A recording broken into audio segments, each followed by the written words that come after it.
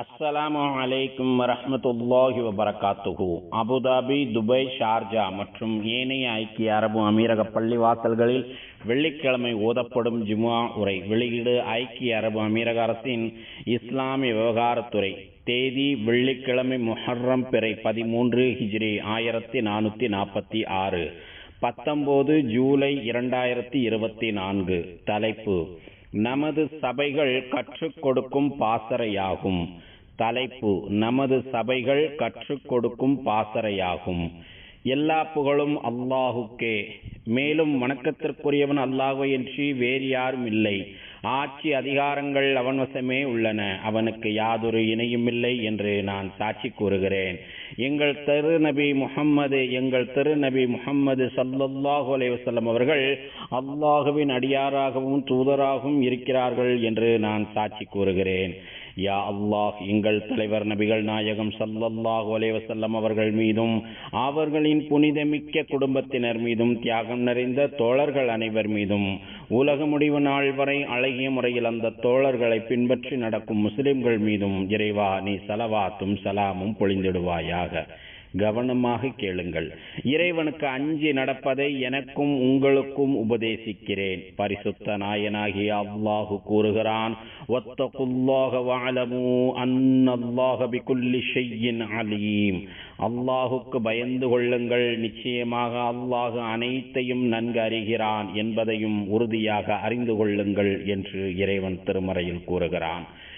நமது மக்களிடையே மிகவும் பிரபலமாக அறியப்பட்ட ஓர் அறிவார்ந்த வாய்மொழி என்னவென்றால், நாம் ஒன்று கூடும் சபைகள் நமக்கு கற்றுக் கொடுக்கும் பாசறையாகும்.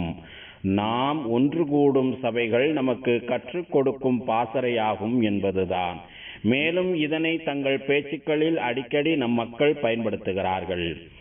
அல்லாஹுவின் அடியார்களே, நாம் ஒன்று கூடும் மஜ்லிஸ் எனும் சபைகள் என்பது உயிரோட்டமுள்ள சபைகளாகும். இந்த சபைகளில் சிறியவர்களும் பெரியவர்களும் ஒன்று சேர்கிறார்கள். உற்றார் உறவினர்கள் என அனைவரும் சபைகளில் ஒன்று கூடுகிறார்கள். குடும்ப விவகாரங்களையும் ஏனைய நடப்புகளையும் சபைகளில் ஒருவருக்கொருவர் பகிர்ந்து கொள்கிறார்கள். இதன் மூலம் குடும்பத்தில் உள்ளவர்களிடம் அளவளாவி பேசுவதன் மதிப்பை உணர்ந்து கொள்கிறார்கள். சபைகளுக்கு முக்கியத்துவம் கொடுத்து வருபவர்களே, உங்கள் சபை எனும் மஜ்லிஸ்களில் நீங்கள் அனைவரும் சேர்ந்து இருப்பது ஒரு நல்ல வாய்ப்பாகும். உங்களுக்கு கிடைக்கப்பெற்ற பாக்கியமாகும். எனவே அனைவரும் ஒன்றாக சபைகளில் இருப்பதற்கு அதிக முன்னுரிமை தாருங்கள். சபைகளில் மிக அழகிய நன்னடத்தையை கொண்டிருங்கள். சபை நாகரீகத்தையும் இங்கிதத்தையும் நல்லொழுக்கத்தையும் கடைபிடியுங்கள். சபைகளில் உள்ள மூத்த குடிமக்களுக்கு மதிப்பு கொடுங்கள். உங்களை தேடி சபைகளுக்கு வருபவர்களை உடனடியாக எழுந்து சென்று கண்ணியத்துடன் வரவேறுங்கள். வந்திருக்கும் விருந்தினர்களுக்கு தேவையான உதவிகளையும் வசதி வாய்ப்புகளையும் செய்து கொடுங்கள். ஏனெனில் இறை தூதர் கண்மணி நாயகம் ஸல்லல்லாஹு அலைஹி வஸல்லம் அவர்கள் கூறுகிறார்கள், மன் கான யுமினு பில்லாஹி வல் யௌமில் ஆகிரி ஃபல்யுக்ரிமு லைஃபா ومن كان يؤمن بالله واليوم الآخر فليقل خيرا أو وليصمت. அல்லாஹுவையும் மறுமை நாளையும் நம்பிக்கை கொண்டவர் தம் அண்டை வீட்டாருக்கு தொல்லை தர வேண்டாம். அல்லாஹுவையும் மறுமை நாளையும் நம்பிக்கை கொண்டவர் தமது அண்டை வீட்டாருக்கு தொல்லை தர வேண்டாம். அல்லாஹுவையும் மறுமை நாளையும் நம்பிக்கை கொண்டவர் தம் விருந்தாளியை கண்ணியப்படுத்தட்டும். அல்லாஹுவையும் மறுமை நாளையும் நம்பிக்கை கொண்டவர் ஒன்று நல்லதையே பேசட்டும் அல்லது வாய்மூடி மௌனமாக இருக்கட்டும் என்று இறை தூதர் ஸல்லல்லாஹு அலைஹி வஸல்லம் அவர்கள் கூறுகிறார்கள். உடன் அமர்ந்திருப்பவர்களிடம் அழகான முறையில் பேசுங்கள்.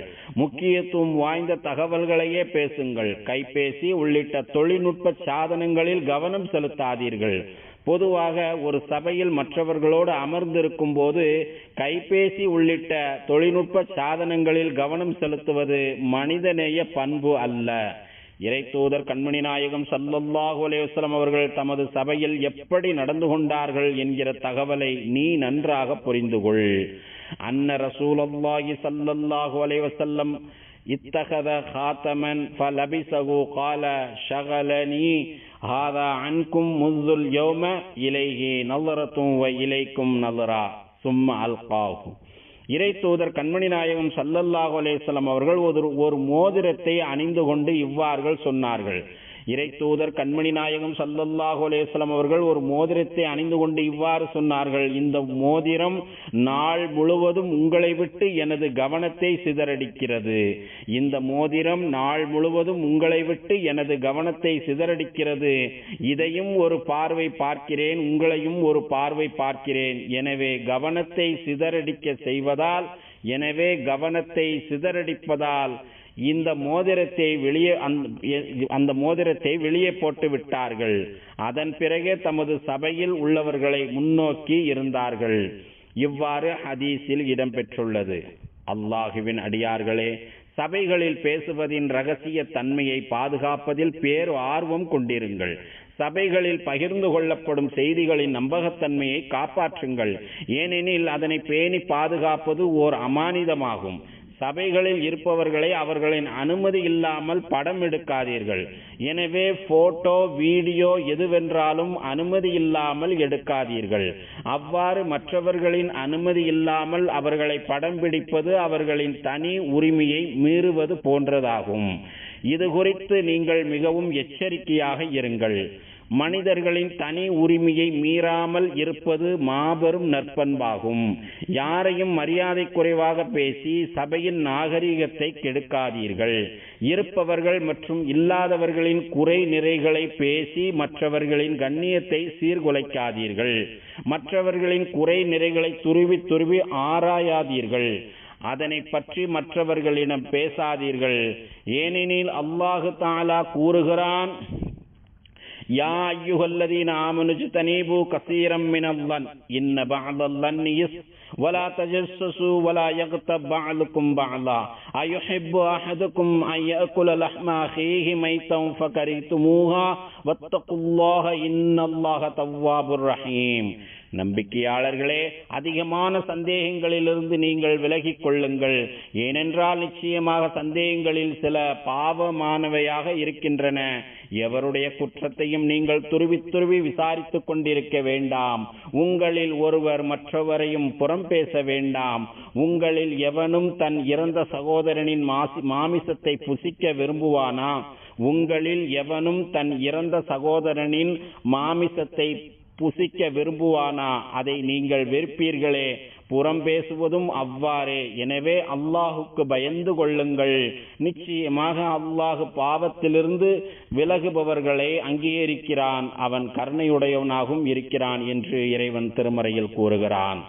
முஃமின்களே, அல்லாஹு தஆலா நம் அனைவரையும் அமீரக தேசத்தில் மிகவும் கௌரவமாக வைத்திருக்கிறான். ஏனெனில் சபை எனும் மஜ்லிஸுகளின் முக்கியத்துவத்தை நாம் அறிந்திருக்கிறோம். மேலும் அதனை மிகவும் கண்ணியமாக வைத்திருக்கிறோம். அவ்வாறு தொடர்ந்து சபை நாகரிகத்தை பேணுவது அழகிய பழக்கமாகும், நல்லதொரு வழிமுறையாகும். எனவே இவ்வாறான சபைகளின் பாக்கியத்தை நாம் தொடர்ந்து தக்க வைக்க வேண்டும். தொடர்ந்து மஜ்லிஸுகளில் ஒன்று சேர்ந்து இருப்பதில் நாம் ஆர்வம் கொண்டிருக்க வேண்டும்.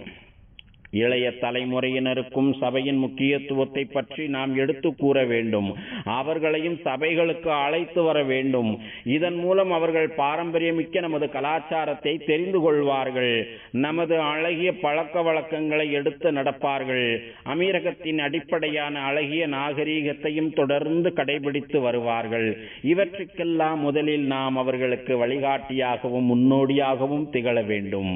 மஜ்லிஸ் எனும் சபைகளில் உள்ளவர்களுக்கு கண்ணியம் கொடுப்பது, அவர்களின் தனி உரிமையை பாதுகாப்பது மற்றும் அவர்களின் ரகசியங்களை மறைப்பது, மூத்த குடிமக்களை கௌரவமாக வைத்திருப்பது, தேடி வந்த விருந்தாளிகளை கண்ணியப்படுத்துவது, மார்க்கத்தின் அடிப்படை கூறுகளை தெரிந்து கொள்வது, தமது தந்தைமார்களும் முந்தைய தலைமுறையினரும் கடைபிடித்து வந்த பழக்க வழக்கங்களை தெரிந்து கொள்வது, மிக குறிப்பாக அல்லாஹுடைய திக்ர் என்னும் நினைப்பை விட்டு பாராமுகமாக இருக்கக்கூடாது உள்ளிட்ட அறிவுரைகளை நாமும் பேணுவதோடு நமது பிள்ளைகளுக்கும் கற்றுக் கொடுக்க வேண்டும். ஏனெனில் இறை தூதர் கண்மணி நாயகம் ஸல்லல்லாஹு அலைஹி வஸல்லம் அவர்கள் கூறுகிறார்கள், மா ஜலஸ கௌமும் மஜ்லிஸன் லம் யذ்குருல்லாஹ ஃபீஹி வலம் யுஸல்லு அலா நபியிஹிம் இல்லா கான அலைஹிம் திரா ஃபஇன் ஷாஅ அஸபஹும் வஇன் ஷாஅ கஃபர லஹும் ஒரு கூட்டத்தினர் ஒரு சபையில் அமர்ந்திருக்கிறார்கள். அவர்கள் அச்சபையில் அல்லாஹுவையும் திக்ர் செய்து நினைவு கூறவில்லை, மேலும் தங்கள் நபி மீதும் ஸலவாத்து ஓதவில்லை. அப்படியெனில் கண்டிப்பாக அவர்களுக்கு நஷ்டமும் கேடும் தான் ஏற்படும். ஒருவேளை அல்லாஹ் நாடினால் அவர்களுக்கு தண்டனையும் கொடுப்பான், அல்லது அவர்களை மன்னித்தும் விடுவான் என்று இறை தூதர் ஸல்லல்லாஹு அலைஹி வஸல்லம் அவர்கள் கூறியுள்ளார்கள்.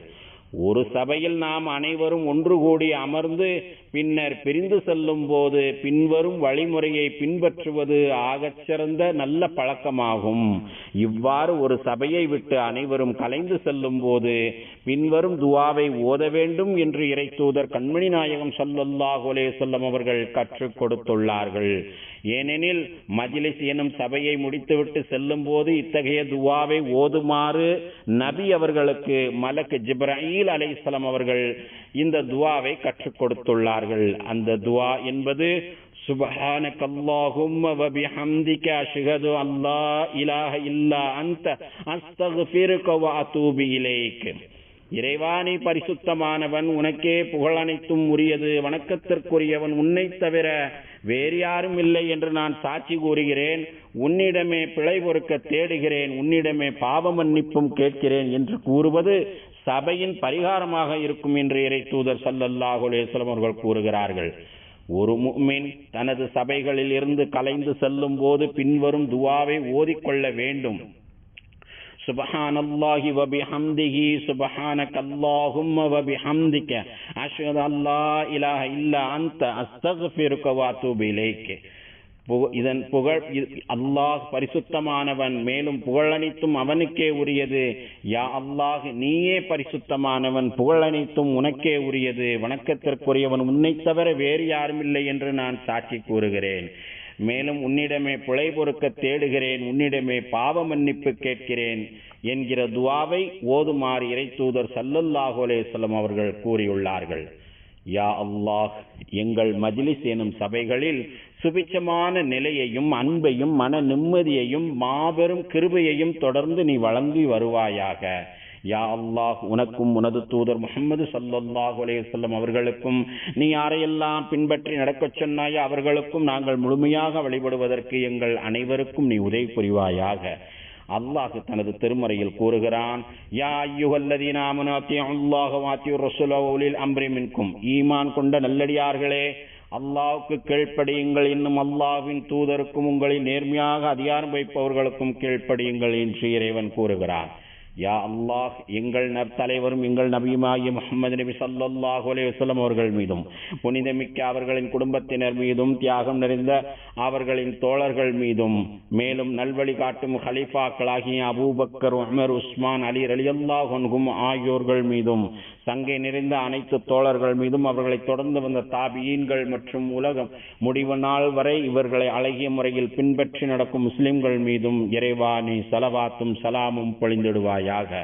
யா அல்லாஹ், இந்த தேசத்தின் ஜனாதிபதி மாண்புமிகு ஷேக் முஹம்மது இப்னு ஜாயித் அவர்களுக்கு அனைத்து நல்ல முயற்சிகளுக்கும் நீ உதவி புரிவாயாக. யா அல்லாஹ், மாண்புமிகு ஷேக் ஜாயித் மற்றும் மாண்புமிகு ஷேக் மக்தும் மற்றும் மாண்புமிகு ஷேக் ஹலிஃபா பின் ஜாயித் மேலும் ஏனைய அமீரக ஆட்சியாளர்கள் உனது பொருத்தத்தை நோக்கி உன்னிடம் வந்து சேர்ந்த காலம் சென்ற ஆட்சியாளர்கள் அனைவருக்கும் நீ அருள் புரிவாயாக. யா அல்லாஹ், எங்கள் தந்தைமார்களுக்கும் தாய்மார்களுக்கும் நீ கிருபை செய்வாயாக. மேலும் எங்கள் இரத்த வழி உறவினர்களுக்கும் யாருக்கெல்லாம் நாங்கள் கடமைப்பட்டிருக்கிறோமோ அவர்களுக்கும் நீ கிருபை செய்வாயாக. அல்லாஹுவின் அடியார்களே, மகத்தான அல்லாஹுவை நினைவு கூறுங்கள், அவன் உங்களை நினைவு கூறுகிறான். அவன் வழங்கிய அருட்கொடைகளுக்கு நன்றி செலுத்துங்கள், அவன் அதனை உங்களுக்கு மேலும் அதிகப்படுத்தி கொடுக்கிறான். தொழுகையை நிலைநாட்டுங்கள். ஸதகல்லாஹுல் அலீம். வஸ்ஸலாத்து வஸ்ஸலாம் அலா ரசூலிஹின் நபியில் கரீம்.